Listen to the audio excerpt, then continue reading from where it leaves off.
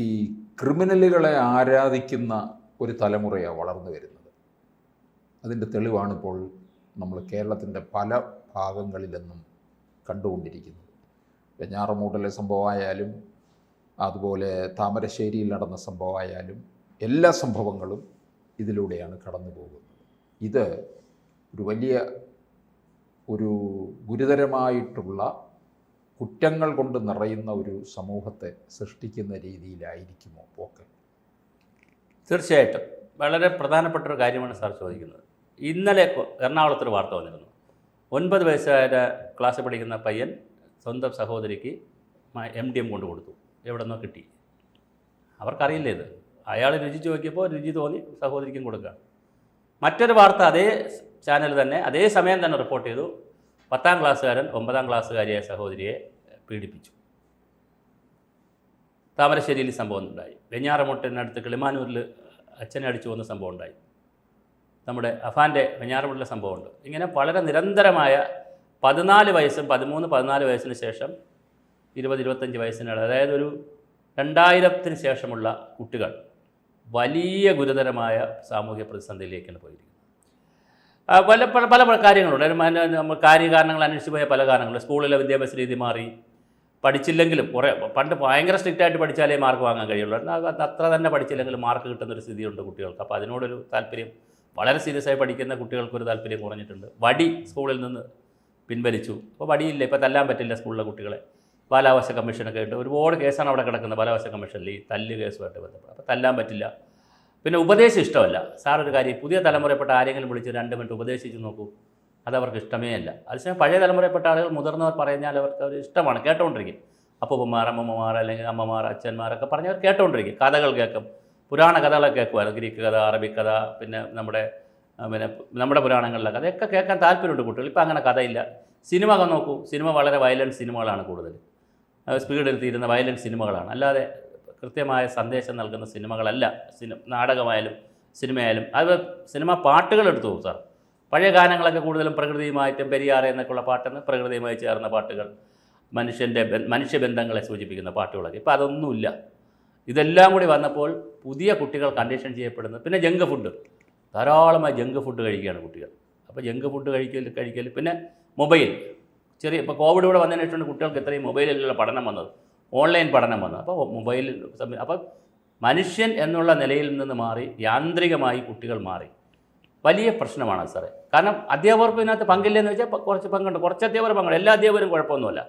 വളരെ കുറച്ച് അധ്യാപകരെങ്കിലും കുട്ടികളോടൊപ്പം നിന്ന് റീൽസ് എടുക്കുക, ആവശ്യമില്ലാത്ത ഫംഗ്ഷനുകൾ, എന്തെങ്കിലുമൊക്കെ ഫംഗ്ഷനുകളുടെ പേര് പറഞ്ഞ് കൃത്യമായ, ഇപ്പോൾ ഓണം, ക്രിസ്മസ് പോലുള്ള ഫംഗ്ഷനൊക്കെയാണ് സ്കൂളിൽ ആഘോഷിക്കുന്നത്. അല്ലാത്ത കുഞ്ഞു കുഞ്ഞു ഫംഗ്ഷനുകൾ പറഞ്ഞ് അപ്പോഴെല്ലാം റീൽസ് എടുത്ത് പ്രത്യേക വസ്ത്രങ്ങൾ ധരിച്ചുകൊണ്ട് വന്ന് ഏത് കുഞ്ഞു കാര്യം എടുത്ത് സോഷ്യൽ മീഡിയയിൽ ഇടുക, ചെറിയ കാര്യം എടുത്ത് സോഷ്യൽ മീഡിയ. അപ്പോൾ കുട്ടികളും അത് ചെയ്യുകയാണ്. ഇതൊക്കെ കണ്ടു വളരുന്നൊരു തലമുറ. പിന്നെ മാതാപിതാക്കളുടെയും പ്രശ്നമുണ്ട്. മാതാപിതാക്കളും കുട്ടികളെ ശിക്ഷിക്കുന്നത് അവർക്ക് ഇഷ്ടമല്ല. അധ്യാപകർ ഏതെങ്കിലും മാതാപിതാക്കളെ വിളിച്ചിട്ട് തൻ്റെ കുട്ടി ഒന്ന് തെറ്റ് ചെയ്തു, അല്ലെങ്കിൽ ഇയാളുടെ കുട്ടി തെറ്റ് ചെയ്തു എന്ന് പറഞ്ഞാൽ, എൻ്റെ കുട്ടി അങ്ങനെ ചെയ്തിട്ടില്ല, നല്ല കുട്ടിയാണെന്ന് പറഞ്ഞ് കുട്ടികളുടെ മുമ്പ് വെച്ച് തന്നെ അധ്യാപകരോട് ഷൗട്ട് ചെയ്യുന്ന ഒരുപാട് മാതാപിതാക്കളുണ്ട്. സ്കൂളിലെ കുട്ടി പരീക്ഷയ്ക്ക് അവിടെ തുണ്ടുവച്ച് എഴുതിയപ്പോൾ പിടിച്ചു ടീച്ചർ. പിടിച്ചപ്പോൾ വീട്ടിൽ പറഞ്ഞു വിട്ടു. വീട്ടിൽ ചെന്ന് കുട്ടി പറഞ്ഞിരിക്കുന്നത് എന്താണ്? യൂണിവേഴ്സിറ്റി എക്സാമിൻ്റെ പേപ്പർ ലീക്ക് ചെയ്തു, അതുകൊണ്ട് ഇന്ന് പരീക്ഷ മാറ്റി വെച്ചു. എന്നിട്ട് നേരത്തെ വന്ന പരീക്ഷയില്ല, അത് മാറ്റിയിട്ട് വെച്ച് പരീക്ഷ. അമ്മ വിശ്വസിക്കുകയാണ് വളരെ കൂളായിട്ട്. പിറ്റേ ദിവസം അമ്മ അത് ഒന്ന് വിളിച്ചു ചോദിക്കണമല്ലോ, എവിടെ പരീക്ഷ ഉണ്ടോ എന്ന് ചോദിക്കും. വിളിച്ചു ചോദിച്ചപ്പോൾ കോളേജെന്ന് പറഞ്ഞ് ക്വസ്റ്റ്യൻ പേപ്പറൊന്നും ലീക്കായില്ല, മോളിവിടെ തുണ്ട് വെച്ചുകൊണ്ട് പിടിച്ചതാണ്, ക്യാമറയുണ്ട്, പിടിച്ചതാണ്. അപ്പോൾ കുട്ടികൾ കള്ളം പറയുക വളരെ മോശമാണ്. അബാക്കസ് എന്ന് പറയുന്ന ഒരു സ്ഥാപനത്തിൽ, അബാക്കസ് ഞാൻ സ്ഥാപനം പറയുന്നില്ല, ഒരു കുട്ടി 3:30 മണിക്കാണ് വീട്ടിൽ എത്തേണ്ടത്. 3:30 മണിക്ക് വീട്ടിൽ എത്തിയില്ല, ചെറിയ കുട്ടിയാണ്. വീട്ടുകാർ ചോദിച്ചപ്പോൾ പിറ്റേ ദിവസം അബാക്കസിൽ ചെന്നപ്പോൾ പിന്നെ അവിടെ ഉണ്ടായിരുന്നല്ലോ എന്ന് പറഞ്ഞു. യഥാർത്ഥത്തിൽ അബാക്കസിലില്ലായിരുന്നു. സമയത്ത് എത്തിയില്ല, അന്നലെ എത്തി, അബാക്കസിലില്ലായിരുന്നു, ചെന്നില്ലായിരുന്നു. തിരക്കിപ്പോഴാണ് കൂട്ടുകാരൻ്റെ വീട്ടിൽ പോയിരിക്കുന്നു എന്ന് പറഞ്ഞു. ചെറിയ കുട്ടിയാണെങ്കിൽ പോവുകയാണ്. അപ്പോൾ അവരെ കൊണ്ടുപോകാനുള്ള മാതാപിതാക്കൾ, അവരെ കൊണ്ടുപോകുന്ന വേറെ ടീമുകൾ, ഇതെന്ത് ലോകത്തേക്കാണ് കുഞ്ഞുങ്ങൾ പോകുന്നത്? പത്രം വായിക്കില്ല ആരും, TV കാണാൻ പറ്റില്ല. TV കണ്ടാലും പ്രശ്നമാണ്. നേരെ വെളുത്ത് കിട്ടുന്നവരെന്താണ്? കൊലപാതകവും സമരവും അക്രമവും റാഗിങ്ങും അല്ലാതെ സത്വാർത്തകളില്ല. അപ്പോൾ കുട്ടികളും പ്രശ്നമാണ്, നമ്മുടെ സംവിധാനങ്ങളും പ്രശ്നമാണ്, വളരുന്ന രീതിയും പ്രശ്നമാണ്. കൊച്ചുകുട്ടികൾ വരെ ചോദിക്കാറുണ്ട്, ഓപ്പോസിറ്റ് സെക്സിനോട് ക്രേസ് തോന്നിയാൽ തെറ്റാണോ സാറേ? മദ്യപിക്കുന്നത് തെറ്റാണോ? കഞ്ചാവിന് നല്ല സുഖമുള്ള സാധനമല്ലേ, അല്ലെങ്കിൽ മധുരം തരുന്നത് തെറ്റാണോ? ഒരു ജീവിതമല്ലേ ഉള്ളൂ. ഇങ്ങനെയൊക്കെയാണ് കുഞ്ഞുങ്ങൾ ചിന്തിച്ച് വരുന്നത്. വലിയ സാമൂഹ്യമായ തിന്മയിലേക്കാണ് കുട്ടികൾ വളർന്നു വരുന്നത്. പറയാതിരിക്കാൻ കഴിയില്ല. ന്യൂജനൊക്കെ എല്ലാ കാലവും ഉണ്ട്. ഓരോ 20 വർഷം കൂടുമ്പോഴും ന്യൂജൻ വരുമല്ലോ. പുതിയ ജനറേഷൻ 20 വർഷം കൂടുമ്പോൾ ജനറേഷൻ വരുമല്ലോ, അല്ലെങ്കിൽ 25 വർഷം കൂടുമ്പോൾ വരുമല്ലോ. പക്ഷേ ഇത് വല്ലാത്തൊരു സംവിധാനത്തിലേക്കാണ് പോകുന്നത്. വലിയ ദുരന്തത്തിലേക്കാണ്. ഇപ്പോൾ ഒരു വശത്ത് പ്രകൃതി ദുരന്തം, മറുവശത്ത് മനുഷ്യർ യാതൊരു സാമൂഹ്യ ബന്ധവുമില്ലാതെയാണ് മനുഷ്യർ വളരുന്നത്. എന്തിനാണ് അമ്മ എന്നെ ജനിപ്പിച്ചത്, അല്ലെങ്കിൽ അമ്മ എന്തിനു ജനിപ്പിച്ചു എന്നാണ് പോലീസുകാരന്മാരോട് മകനെ കൊന്നതിന് ശേഷം മകൻ പോയി ചോദിക്കുന്നു. മലപ്പുറത്ത് പോയി നമ്മൾ കേട്ടതാണ്. ഇതൊക്കെ വളരെ ഗുരുതരമായ പ്രതിസന്ധിയിലൂടെയാണ് ഈ പുതിയ തലമുറ കടന്നു പോകുന്നത്. പ്രത്യേകിച്ച് കഞ്ചാവ്, മയക്കുമരുന്നുകൾ, മദ്യം, ഇതിനൊക്കെ നന്നായി അടിമകളാണ്. മുട്ടായുടെ രൂപത്തിലൊക്കെയാണ് അവർ കിട്ടുന്നത്. നേരത്തെയുള്ള രൂപത്തിലൊന്നുമില്ല. അത് കണ്ടുപിടിക്കാനും പ്രയാസമുണ്ട്. ഇതൊക്കെ എന്താണ് കഴിക്കുന്നതെന്ന് കണ്ടുപിടിക്കാൻ പ്രയാസമുണ്ട്. നേരത്തെ കാരിയർ ഉണ്ടായിരുന്നു, കടകളുണ്ടായിരുന്നു കൊടുക്കാൻ. ഇപ്പോൾ കാരിയറും ആവശ്യമില്ല, കടകളും ആവശ്യമില്ല. വാട്സാപ്പും മറ്റ് സംവിധാനങ്ങളൊക്കെ വന്നുകൊണ്ട് ഏത് ഫേക്ക് ഐ ഡിയിൽ ഇരുന്നുകൊണ്ടും സ്ഥലങ്ങൾ പറഞ്ഞ് കൊണ്ടുവച്ചിട്ടൊക്കെ പോകാനൊക്കെ ഉള്ള സംവിധാനങ്ങളുണ്ട് നമ്മുടെ നാട്ടിൽ. വളരെ ഗുരുതരമായിട്ടാണ് സാറേ ഇത് കാര്യങ്ങൾ പൊക്കൊണ്ടിരിക്കുന്നത്. ഈ സിനിമയിലെ വില്ലൻ കഥാപാത്രങ്ങളെയാണ് പലപ്പോഴും മാതൃകയാക്കുക. തീർച്ചയായിട്ടും മാതൃകയാക്കുക. സിനിമയിൽ നായക കഥാപാത്രങ്ങളില്ല, ഇല്ല, വില്ലന്മാരെ. അതൊക്കെ സാറേ ഒരാൾ വന്നിട്ട് 8, 10, 12 പേരെ കഴുത്തൊക്കെ ടപ്പോനെ വെട്ടിയും കളയുകയാണ്. അയാൾ പൊതുജീവിതത്തിൽ അത് കഴിഞ്ഞിറങ്ങിയ ഒരു ഈച്ചയെ പോലും കൊല്ലായൊക്കെ കഴിവും കാണത്തില്ല. അയാളെ കൊതു കടിച്ചാൽ വേറെ ആളുകൾ അടിച്ചു കൊടുക്കണം. ജയിലിൽ നിന്ന് വരുന്ന ക്രിമിനലുകളെ മാലയിട്ട് സ്വീകരിക്കുക.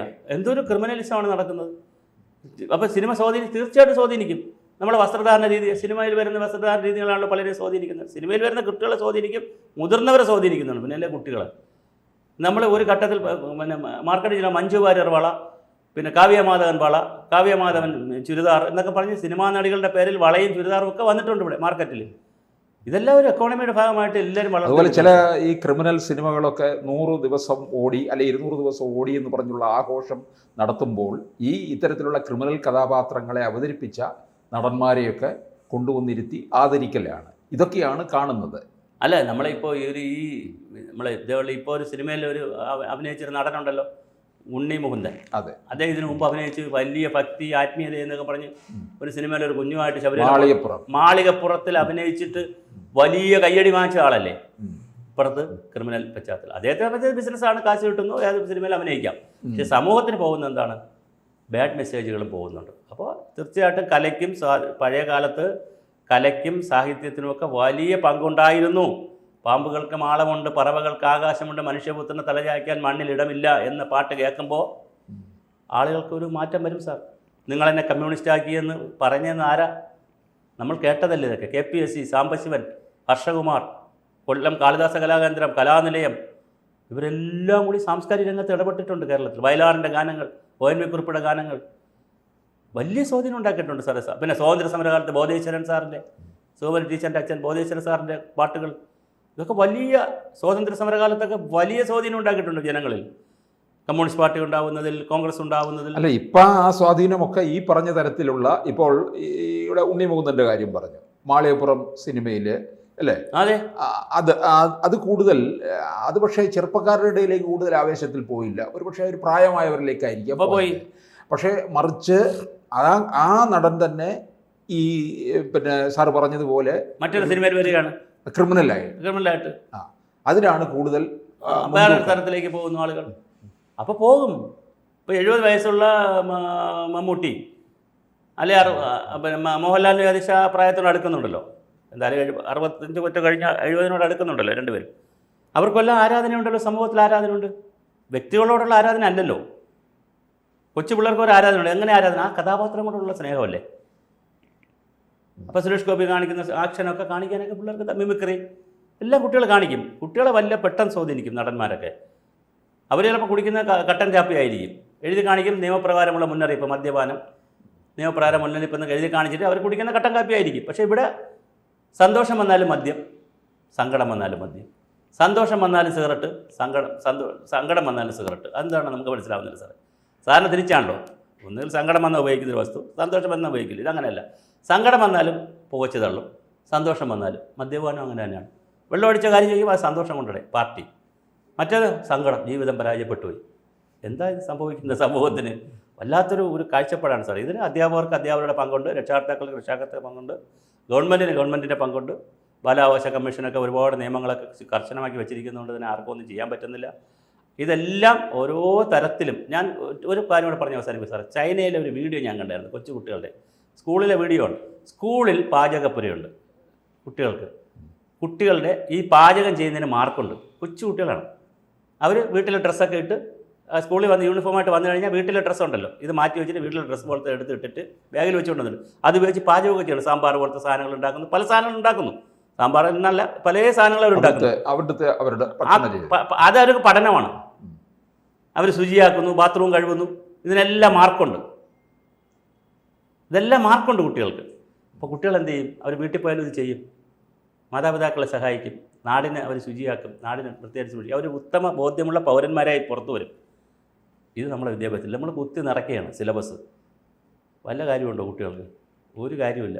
അത് പൊളിച്ചെഴുതേണ്ട സമയമായി സാർ. നമ്മുടെ സിലബസൊക്കെ പൊളിച്ചെഴുതി പ്രവർത്തനോന്മുഖ സിലബസിലേക്ക് പോകേണ്ട സമയമായി. കുട്ടികൾ രാവിലെ സ്കൂളിൽ ചെല്ലുമ്പോൾ 1 കിലോമീറ്റർ ഇപ്പുറത്ത് വെച്ച് സ്കൂൾ ബസ്സിൽ നിന്ന് ഇറങ്ങി ഒരു ഓവർ കോട്ട് എടുത്തിട്ടിട്ട് ചൂലുണ്ട് ബാഗിൽ വെച്ചാൽ ചൂല് വലിച്ച് നീട്ടാം. ആ ചൂല് ഉപയോഗിച്ച് തൂക്കണം.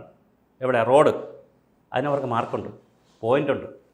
അങ്ങനെയൊക്കെയാണ് കുട്ടികളെ കരിപിടിപ്പിക്കുന്നത്, രൂപപ്പെടുത്തുന്നത് നല്ല പൗരന്മാരായിട്ടൊക്കെ. നമ്മൾ മാറി ചിന്തിക്കേണ്ട സമയമായി സാറേ. ഗൗരവമായി മാറി ചിന്തിക്കണം. അല്ലെങ്കിൽ വലിയ വില സമൂഹം കൊടുക്കേണ്ടി വരും.